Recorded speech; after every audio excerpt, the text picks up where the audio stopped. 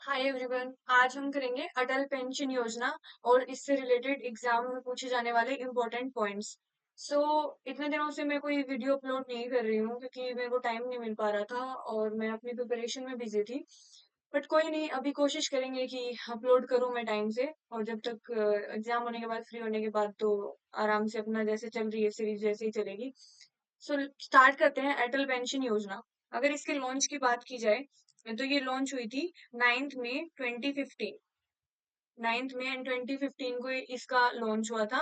Objective की बात करें तो इसका ऑब्जेक्टिव क्लियर था कि creating a universal security system for all Indians, specially the poor, the under privileged and the workers in unorganise sector. Unorganise sector कहने की बात है कि जो, जैसे जिनका कोई फिक्स एम्प्लॉयमेंट नहीं होता, जैसे कि आप कोई कॉर्पोरेट में जॉब करता है, कोई किसी सेक्टर में जॉब करता है, कोई किसी सेक्टर में जॉब करता है। ये इनको पर डे, जैसे अपने लेबर क्लास होती है वो जैसे अपना पर डे का काम करती है और उनको पर डे मिलता है, तो वो एक अनऑर्गेनाइज सेक्टर हो गया। तो ये अनऑर्गेनाइज सेक्टर के लिए थी, under privileged and specially the poor. वैसे तो यूनिवर्सल सिक्योरिटी सिस्टम है, इसमें कोई भी इंडियन पार्टिसिपेट कर सकता है और इनरोल कर सकता है, बट जो बेसिकली इसके लाने का जो पर्पस था, वो किसको टारगेटेड, जो पॉपुलेशन थी वो कौन सी पॉपुलेशन थी, वो थी poor, under privileged and last is the workers in unorganise sector. ठीक है। इसके बाद अगर बात करते हैं एडमिनिस्ट्रेट बाय ये थे कि pension fund regulatory and development authority through NPS, national pension system. इसके बारे में आपने बहुत सारा सुना होगा क्योंकि इस पे बहुत बवाल करता ही रहता है, कभी ना कहीं ये न्यूज में रहता ही है। ठीक है। सो ये इसका जो एडमिनिस्ट्रेशन था वो किसके थ्रू है? Pension fund regulatory and development authority through NPS. तो आगे बढ़ने से पहले हम ये समझते हैं कि ये दोनों चीजें होती क्या है। तो सबसे पहले अगर बात करें pension fund regulatory development and authority, तो सबसे पहला पॉइंट इसमें आएगा कि एक है ना स्टेचुएटरी बॉडी है एंड अथॉरिटी है।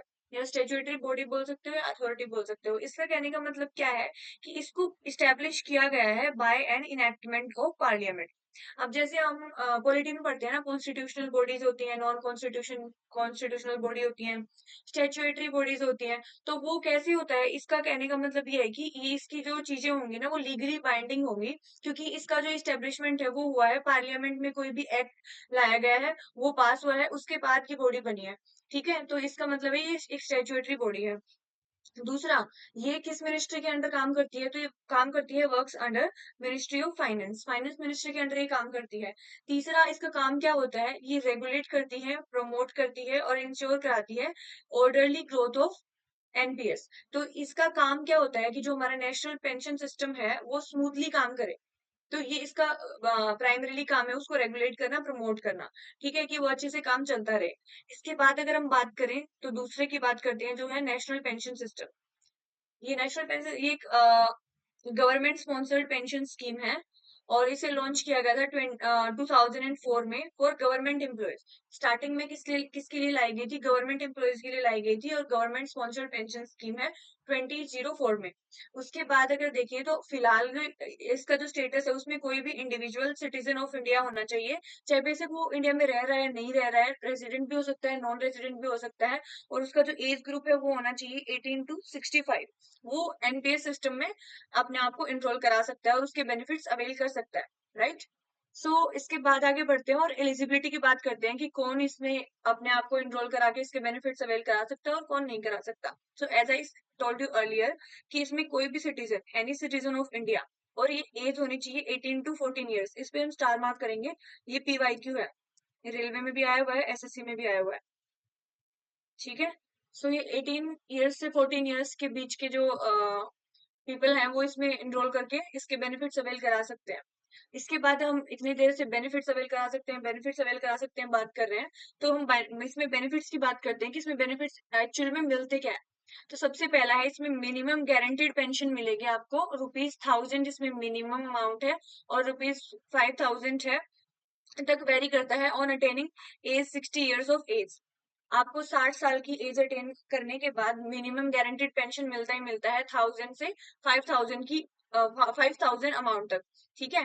उसके बाद अमाउंट ऑफ पेंशन, अब जैसे बात आ जाती है, कई बार डाउट आता है ना मन में कि जो पेंशन का अमाउंट है वो कब तक मिलेगा और कब तक नहीं मिलेगा। तो ये गारंटीड है फॉर लाइफ टाइम। ये लाइफ टाइम मिलेगा आपको। और बाय चांस आपकी, अगर मान लो भगवान ना करे, बट अगर उसकी अनटाइमली या फिर टाइमली भी, चलो कैसे भी किसी भी रीजन से अगर वो डेथ हो जाती है, जिस इंसान ने उसमें एनरोल कर रखा है स्कीम में, तो उसके भी यहाँ पे उसकी स्पाउस को मिलेगा। जब उसकी डेथ हो जाएगी तो उसके भी यहाँ पे उसकी स्पाउस को उसके बेनिफिट्स अवेल कराए जाएंगे। और बाय चांस अगर मान लो दोनों की डेथ हो जाती है, तो इसमें उन्होंने जिस बंदे को नॉमिनी बनाया होगा, वो इसके बेनिफिट्स अवेल करेगा, सॉरी। ठीक है, तो ये थे कुछ इंपॉर्टेंट पॉइंट जिनसे क्वेश्चन बनता है, और ये इंपॉर्टेंट स्कीम है अटल पेंशन योजना। तो इसको फटाफट एक बार रिवाइज कर लेते हैं। सबसे पहला, अटल पेंशन योजना 9 मई 2015 में लाई गई थी, और इसका जो ऑब्जेक्टिव था वो क्या था, कि हमें ना एक यूनिवर्सल सिक्योरिटी सिस्टम चाहिए इंडियंस के लिए, कि एक जैसे वो अभी तो काम कर रहे हैं, पर एक स्पेसिफिक एज के बाद जब उनका जो फिजिकल स्टेमिना इतना नहीं रहता और मेंटल स्टेमिना इतना नहीं रहता, वो काम नहीं कर पाते, तो आगे के लिए भी उनका ना एक सिक्योरिटी सिस्टम उनको प्रोवाइड करवाना।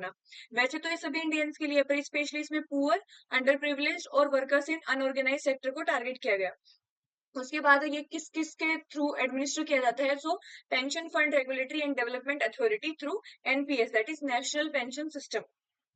ये जो pension fund regulatory and development authority एक स्टेचुटरी बॉडी अथॉरिटी है। किसका काम क्या है, रेगुलेट करना, प्रमोट करना और इंश्योर कराना ऑर्डरली ग्रोथ ऑफ एनपीएस, और ये मिनिस्ट्री ऑफ फाइनेंस के अंडर आती है, राइट।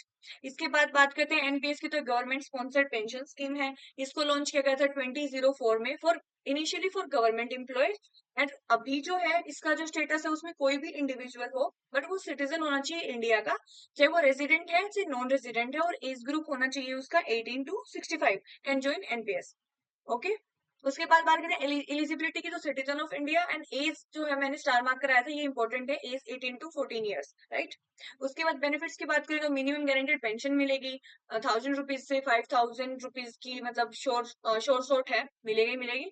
और after attaining 60 years of age, amount है वो गारंटीड है लाइफ टाइम। और वो अगर आप सब्सक्राइबर की डेथ हो जाती है तो उसके स्पाउस को मिलेगा, और अगर दोनों की डेथ हो जाती है तो उनके नॉमिनी को मिलेगा। Okay, so that's all for today. अगर आपको वीडियो पसंद आती है, अगर सीरीज भी आपको पसंद आ रही है, तो अपने फ्रेंड्स के साथ और जो फेलो एस्पिरेंट्स है उनके साथ शेयर करना, और चैनल को सब्सक्राइब करना मत भूलना। Thank you.